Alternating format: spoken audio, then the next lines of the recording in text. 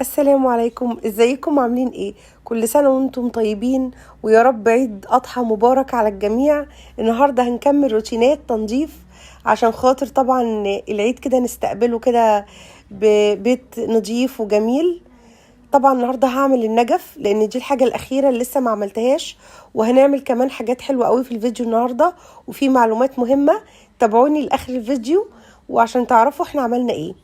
طبعا النجف ده نحاس، فما ينفعش نرش عليه جلانس او اي مواد، لان هو بيتأثر جدا باي مواد سايلة، وليه حاجات معينة بتلمع بيها.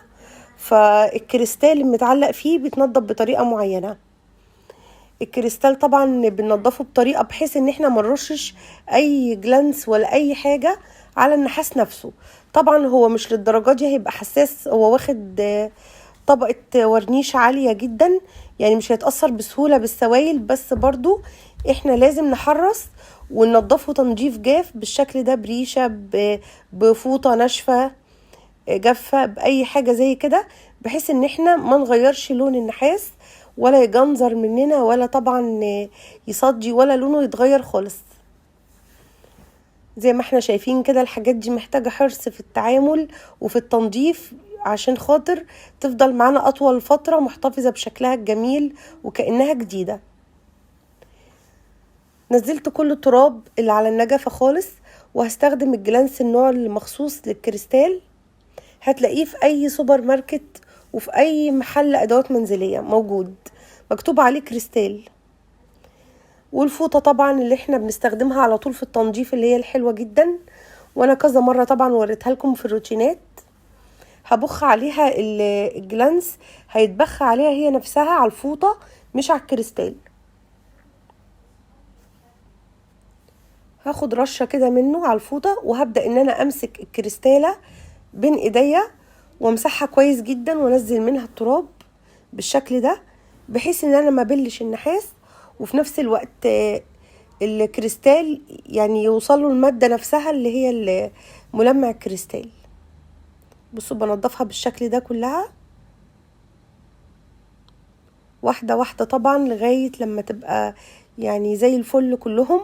واللي فوق خالص المتعلقين بقى، يعني في طبعا كريستال ده اول دور، انما في فوق خالص كده في اللي متعلق في النجف فوق ده، هقف على سلم، واحاول طبعا ان انا اعمله وانا واقفه على سلم.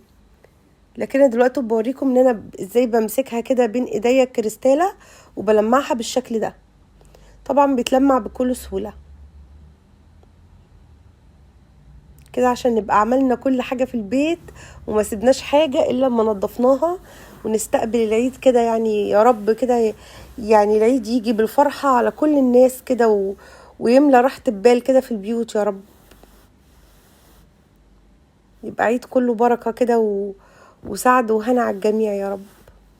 بصوا اهي ما شاء الله لمعتها وخليتها زي الفل.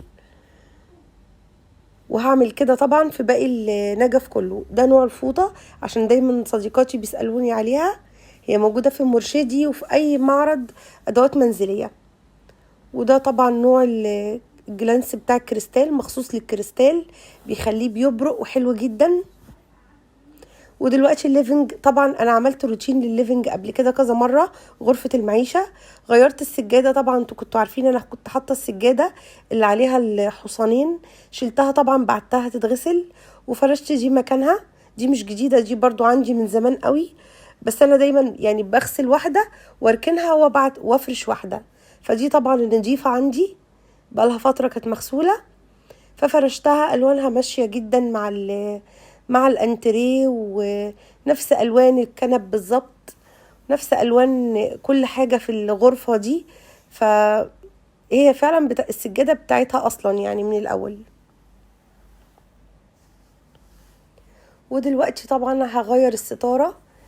انا اصلا عامله ستاره بلاك اوت وعليها شيفون بس كده، عامله حاجه سيمبل ساده خالص في الليفنج، مش عامله اي ديكور في الستاير خالص. طبعا اي ستاره عندي في البيت لازم تكون من عند الجبري. ده طبعا عنوانه في الدقي 21 شارع عمان. ده عنوانه، ارقام تليفوناته. شارع عمان، متفرع من محي الدين ابو العز. اي ستاره اي خامه عندي احسن خامات بصراحة، والستاير عندي بتعيش ما شاء الله سنين وسنين، ولا موضتها بتبطل ولا خامتها بتتغير. طبعا الستارة دي ممكن تتعمل يعني العكس، ممكن اللي هي ديجراديه كده كافيه وبيج واوف وايت، ممكن تتعمل عكس، يعني الكنار ده الديجراديه يتعمل في الديل من تحت بتاع الستارة، وممكن تبقى في بدايتها من فوق. احنا مختارين ان هي الديجراديه يبقى من اول فوق. هي خامتها زي كتان كده، خامتها حلوة جدا، وفيها زي لمعة خفيفة كده، مش كتان قطن، يعني هي كتان داخل معاها حاجة فيها زي كريستالات كده بالشكل ده، لان انا طبعا هشيل الشيفون وهحطها هي بدل الشيفون. بصوا الفينش بتاعهم ما شاء الله حلو جدا. ومعلش اسفة عشان صوتي، حاسة ان انا داخلة كده على دور برد ربنا يستر ان شاء الله. طبعا احنا كده هو علقناها، حبيت اوريها لكم بعد ما اتعلقت. الغامق، الكافيه الغامق كله بقى جوه، وما شلتش البلاك اوت لان انا حسيت ان هي شفافه، فسبت البلاك اوت ما فكتهوش وخليته زي ما هو كده وراها، بحيث برضو لما احب اقفل يعني يبقى الدنيا تتقفل كويس وما يبقاش في اي حاجه باينه خالص. شكلها جميل جدا، والوانها ماشيه برضو مع الوان الانتريه، نفس الوان الليفينج، وشكلها حلو جدا. ويعني اي تغيير حتى لو بسيط بيفرق معانا جدا في معنوياتنا كده، والعيد يدخل كده تحس ان انت جددتي في اي حاجة، حتى لو حاجة بسيطة جدا. زي ما انتم شايفين سيمبل خالص، ما فيهاش اي حاجة، ما فيهاش اي موديل، يعني هي مجرد بس ستارة كده بسيطة، بس الوانها جميلة ومختلفة. دلوقتي بقى ندخل على المطبخ، هنعمل بقى الشفاط. بقالي كتير جدا ما شلتش الفلاتر بتاعته، حوالي مثلا شهرين، وطبعا الشفاط من فوق بيتراكم عليه الدهون بالشكل ده كده. فهفكه دلوقتي وهبدأ اغسله، وهجرب نصيحة من نصايح يعني احد متابعيني قالت لي حطي الفلاتر بتاعه الشفاط في غسالة الاطباق. فدلوقتي هنحطها في غسالة الاطباق ونشوف النتيجة هتبقى ايه. فكتهم بالشكل ده، طبعا الدهون متراكمة عليهم مطرح بقى ما بنقلي وبنطبخ وكده، بيتفكوا بسهولة جدا. والشفاط من جوه نفسه عند الموتور بغسله، بس مش على طول، كل مثلا سنة بنفك الموتور وبنغسله بقى من جوه بالمدخنة بتاعته بتتغسل، وبيبقى حلو جدا. هستخدم الاقراص بتاعت فيري ديت اللي هي بلاتينيوم، لان انا سمعت عنها ان هي قوية برضو قوي في الدهون وحاجات زي كده، فانا حطيتها كده في المكان بتاع المخصص في غسالة الاطباق. طبعا هي بتتحط بالكفر اللي عليها ده زي ما هي، لان في صديقتي قالت لي هي بتشيلي من عليها الكيس الغلاف ده ولا لا. لا طبعا ما بنشيلش الغلاف، لان ده الزيت وصابون وسوائل وحاجات معينه بتاعت غسالة الاطباق. رصيت كده الفلاتر تحت، وبالمره بقى الغساله احط فيها الحوامل بتاعه البوتاجاز. بس حبيت اوريكم الاول ان انت لو تحطي حاجه طويله في غساله الاطباق لازم تتاكدي ان الرشاش ده بتاع الميه بيلف كويس، وان الحاجه الطويله مش طايلاه ومنعاه ان هو يلف. يعني رصيت حوامل الظهر دي بتاعه البوتاجاز فوق بالشكل ده. وبعد ما رصيتها لقيت عندي كوبايات، قلت يعني هستغل بقى الغساله قوي واحط كمان الكوبايات اللي عندي بالمره. بس كده خلاص، وهشغلها وهنشوف النتيجة طبعا مع بعض. طبعا هي بتغسل بمية سخنة عالية جدا وبتعقم وكل حاجة. هنشوف بقى النتيجة بعد ما تخلص المدة ديت اللي احنا شغلناها عليها. وفي الوقت ده انا هغسل الشفاط نفسه اللي هو المدخنة بتاعت الشفاط من فوق، نقطة فيري طبعا كالمعتاد على السلكة اللي هي الخشنة شوية. وهبدأ ان انا اغسل، طبعا هي استلس فبتنضف معايا بسهولة، مع اني بقالي فترة برضو ما غسلتهاش حوالي شهرين زي ما قلت لكم، بس الحمد لله بتنضف على طول.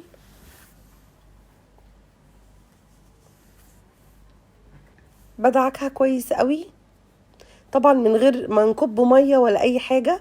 النظافة مش بكب المية، يعني لان في كهرباء وفي سلوك وفي حاجات ما ينفعش ان احنا نكب مية. بالفوطة طبعا نفس الفوط اللي انا بستخدمها في تنظيف كل حاجة. هلمع كده فوطة مبلولة هلم بيها الصابون وارجع اشطفها، وارجع برضو ان انا انضف تاني لغاية ما بيبقى بيلمع بالشكل ده. بعد ما عدى وقت بقى الغسالة كده يعتبر خلصت، هنفتح بقى ونشوف الدنيا فيها ايه. الفلاتر دي الحوامل الزهر بقى اللي انا حطيتها انا، يعني بصوا النتيجة تا تا تا تا تا. بصوا بقى الحوامل، انا متهيألي حطها انضف من كده. هنشوف دلوقتي. كده انا طلعتهم ومنبهرة بالنتيجة. حسيت ان طبعا لسه الحاجات عليها زي ما هي، ما طلعتش قوي يعني، بمعنى اصح هي غسلتهم بس الدهون او متجمعة برضو على الحوامل الظهر، مش عارفة ايه السبب. وبرضو الفلاتر يعني حسيت ان هي طالعة مغمقة كده، عمالة انا حطاها بتلمع اكتر من كده، وفيها علامات كده مطرح رشاش المية ما بيرش عليها مية وبيغسلها. بصراحة النتيجة فاجأتني ان هي مش حلوة خالص، او يعني هي نظفتهم بس بصوا شكلهم عامل ازاي. حاسة ان هي نظفت حتة كده يعني نظفت جزء وسابت جزء، مش عارفة ايه السبب. وطبعا طالعين مغمقين والمسودين كده، مش عارفة برضو هو تقريبا لان هم خامتهم فيها ألمونيوم، وطبعا الألمونيوم ممنوع في غسالة الاطباق. طبعا انا ما اكتفيتش بالنتيجة دي واخدتهم على الحوض بالطريقة بقى اللي انا بستخدمها على طول، اللي هو النوع ده من ال يعني الاسبريهات او البخاخات بتاعة التنظيف ده مخصوص. الاسبري ده او الرشاش ده مخصوص للفلاتر، وده يعني يترش ولازم يدعك في ساعتها على طول. ما ينفعش تركني، مش ده اللي يعني بترشيهم وتسيبيهم شوية، لا ده من النوع اللي لازم على طول اول ما ترشيهم لازم يدعكوا في ساعتها عشان يديكي نتيجة احسن. يعني حتى هو مكتوب عليه في التعليمات فورا. هغسله طبعا بالسلكة الخشنة كده وهنضفهم كويس قوي عشان خاطر العلامات اللي هي الفلاتر طالعة بيها من الغسالة دي تنضف. واكيد الغمقان اللي بقى في الفلاتر ده ان خامتهم فيها ألمونيوم، وده طبعا سبب سوادهم او سبب ان هم غمقوا بالشكل ده. الليفه النوع ده حلو جدا وخشنه قوي وحلوه قوي، نفس ماركه الفوط بس عاملين منها ليف يعني بتاع المواعين ده او سفنجات المواعين، حلوه جدا وبتنضف حلوه قوي. هغسلهم طبعا من كل جنب واحاول يعني يفتحوا معايا شويه من الغمقان اللي هم بقوا فيه واغسلهم.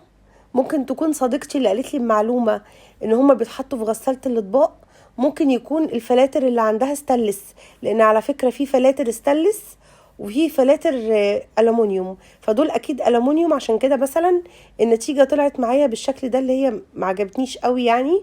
او هي نظفتهم بصراحه بس مش نظافه يعني زي ما انا كنت متخيله هيطلعوا بيبرقوا بقى والدهون مفيش دهون نهائي، لا طبعا لقيت عليهم دهون وكانوا مصفرين ونتيجه ما عجبتنيش قوي بصراحه. دلوقتي هشطفهم بقى كويس وهسيبهم كده يتصفوا. وطبعا الحمد لله ان هما ما باظوش ولا حاجه، يعني النتيجه برضو يعني مش مؤذيه ولا حاجه، بالعكس هما برضو نطفوا نص نظافه. ده السبراي او يعني الماده اللي بتنظف الشفاطات حلو جدا وبتنظف الفلاتر حلو. هسيبهم بقى يتصفوا كده وينشفوا خالص ساعه مثلا وبعدين هنركبهم. عايزه اوريكم التغيير اللي حصل فيهم، زي طبعا غيروا كده اللون بتاعهم لان ده طبعا اكيد ألمونيوم. هبدأ بقى ان انا كده اركبهم مكانهم تاني وكل حاجة رجعت كده نظيفة الحمد لله. طبعا واحنا بنغسل فلاتر الشفاط لازم نغسلها بالراحة خالص، او يعني ندعكها كويس بس من غير ما نضغط عليها كتير لانها ممكن تفك من بعضها، ان هي برضو بتبقى حساسة قوي، فلازم كده كل حاجة كده تتعمل بالراحة. وشكرا ليكم ويا رب عيد سعيد على الجميع، والعيد يدخل عليكم بالفرح والسعد، ويدخل عليكم العيد يا رب كده براحة البال والصحة ويعني اتمنى لكم كل خير يعني دايما يا رب. وعايزه اوريكم يعني بوريكم ان انا غسلت الحوامل الظهر، كانت حلوه جدا ونطفت وبقت زي الفل. شكرا ليكم.